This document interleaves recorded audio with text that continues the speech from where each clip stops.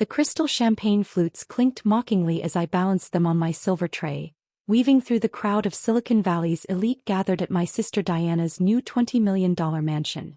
My mother's words from earlier still rang in my ears. "Well, Rebecca, since you chose to waste your inheritance on that ridiculous research project, you might as well make yourself useful tonight." I caught my reflection in one of the floor-to-ceiling windows. My simple black dress was a stark contrast to the glittering designer gowns swirling around me. 3 years ago I had stood among these people as an equal, the younger daughter of tech mogul James Anderson. Now I was serving them drinks at my sister's housewarming party. "Becky," Diana's voice cut through the chatter. "Table 6 needs fresh champagne. Try not to drop anything. These glasses cost more than you make in a month." I bit back a retort, reminding myself why I was here. Tonight wasn't about Diana's smug superiority or our mother's disappointment. It was about the leather-bound journal hidden in my car, and the truth that would change everything. "At least someone finally found their true calling," I heard Diana remark to her circle of socialite friends as I passed.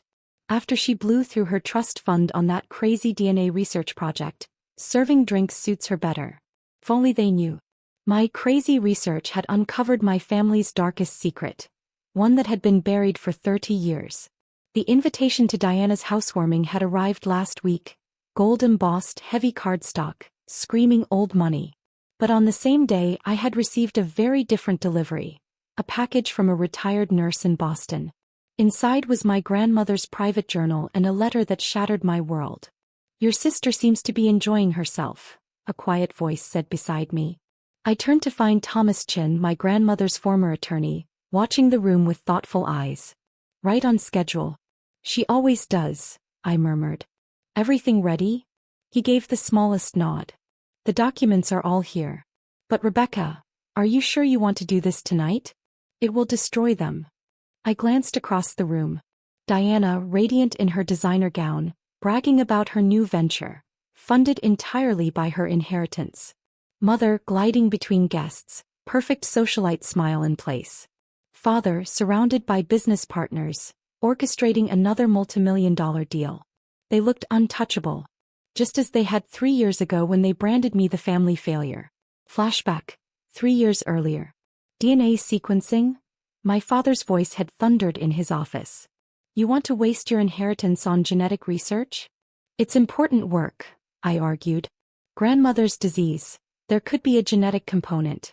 We might identify something to help other families."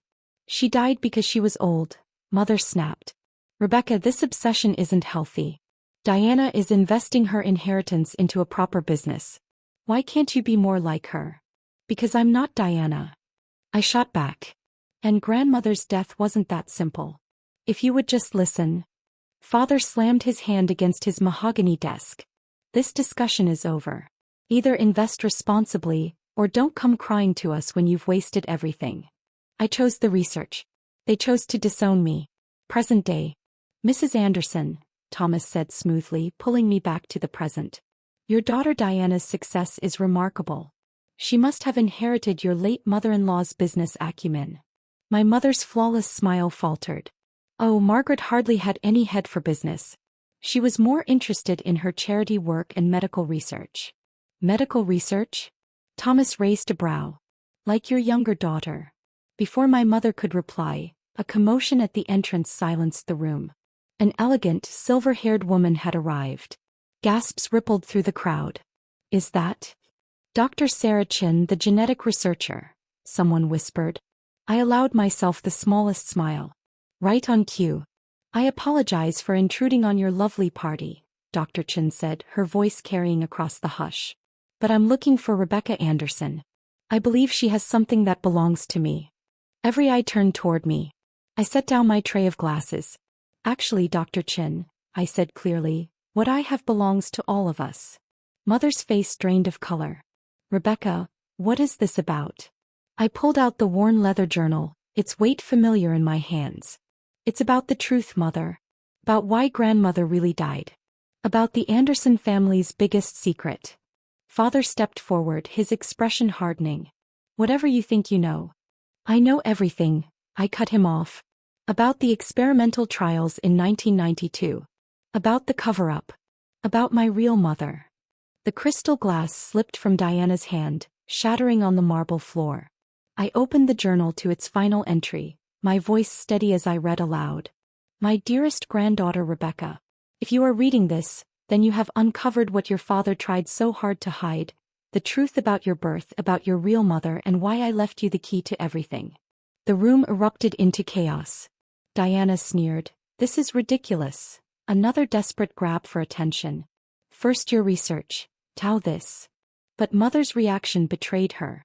She collapsed into a chair, her composure gone. James, she whispered hoarsely to my father. She found Margaret's journal. Father's voice rose, desperate. My daughter has been struggling. Please, everyone. No, Dr. Chin interrupted sharply. We should discuss the clinical trials at Boston Memorial Hospital in 1992. The ones you helped cover up, Mr. Anderson. The color drained from his face. I read on. James will tell you it was an accident, that Sarah Chen's death during the treatment was unavoidable. But he buried the evidence. He will never admit the truth, that Sarah was more than a researcher. She was your mother. Enough, my father roared, but his authority was cracking. Thomas Chin stepped forward, producing a briefcase. I have the original trial records, DNA test results, and a signed letter from Margaret Anderson. She documented everything. Rebecca, your grandmother was thorough. The story spilled out like blood from an old wound. And for the first time the Anderson empire trembled. The researcher had been working on revolutionary treatment protocols when she discovered she was pregnant. My father, then a rising pharmaceutical executive, was secretly funding her research and having an affair with her. When the trial results revealed dangerous side effects, he buried the reports to protect his company's stock price. Sarah, my real mother, threatened to expose everything. 3 days later she was dead, during what was supposed to be a routine procedure. She left behind a newborn baby. Me. Grandmother knew, I said quietly, watching my father's empire of lies crumble. She uncovered everything while investigating the trial deaths. But instead of exposing you, she made a deal. She'd stay silent if you adopted her granddaughter, me. Diana's face had turned an interesting shade of green. No. This isn't, we're not. Not sisters. I finished for her. That's right. And grandmother's fortune, the one you've been so proudly spending? It was never meant for you. Thomas Chin stepped forward, producing another document. Margaret Anderson's real will written before her death. She left everything to Rebecca, Sarah Chen's daughter and her only biological grandchild. The room erupted into chaos. Mother was sobbing, decades of perfectly maintained secrets dissolving into black streaks of mascara. Diana was screaming about lawyers and rights. Dad just stood there, finally facing the truth he had buried for 30 years. Why now? He asked hoarsely. Why like this? I thought about the years of feeling like an outsider in my own family. About every comparison to Diana, every time I came up short in their eyes. About being mocked for my research. The very same passion that had driven my real mother. Because lies poison everything they touch, I replied. Look around, Dad. This mansion. Diana's company. Your perfect family image. It's all built on my mother's death. I never meant, he began, to fall in love with her, to choose your company's profits over her life. My voice cut through his excuses. Or to make her child feel like a failure for following in her footsteps? Dr. Chin stepped closer, placing a gentle hand on my shoulder. Sarah would be proud of you, she said softly. You have her brilliance, her determination to find the truth. Diana, uncharacteristically quiet until now, suddenly lunged for the documents in Thomas's hands. This isn't fair. That money is mine. I've already spent millions. Yes, I interrupted. On the mansion. The cars. Your startup. All funded by the inheritance that was rightfully mine. Don't worry, sister dear, you can keep this house. I'll consider it severance pay. But the family company and grandmother's pharmaceutical patents revert to me. Effective immediately. Dad's business partners had already started edging toward the door, calculating how the scandal would destroy their deals. Mom was still sobbing. Dad? He just looked small. What are you going to do? He asked at last, his voice barely a whisper. I glanced around the grand foyer. At the empire built on deception. at the family image that had rotted from the inside out. I'm going to do what my mother wanted 30 years ago, I said. Use our resources to help people, not profit from their suffering. Starting with reopening her research. The next few hours were a blur of lawyers, reporters, and shell-shocked guests fleeing the mansion. By midnight, Diana's perfect housewarming had become Silicon Valley's greatest scandal. Later, I stood alone in the garden staring up at the stars. Dr. Chen found me there. Your mother used to do this, she said quietly. Stargaze when she needed to think. You're still like her. Tell me about her, I whispered. And as she spoke, sharing memories of the woman I never knew, I felt something shift inside me. The anger, the hurt, the thirst for revenge, all of it melted away. In its place was something far stronger. Purpose. 1 week later, the Anderson Pharmaceuticals sign was replaced with a new one. Anderson Research Institute. Inside, my mother's old lab was being renovated with state-of-the-art equipment, her original research notes preserved like holy scripture. Diana had checked herself into a wellness retreat, her carefully curated world shattered by truth. Mother had filed for divorce, finally free from decades of lies. And father? He was facing investigations into the 1992 trials. His empire collapsing piece by piece. But this story isn't about their fall. It's about rebuilding something new from the ashes of lies. About a daughter discovering her true inheritance. Not money, not mansions, but a legacy.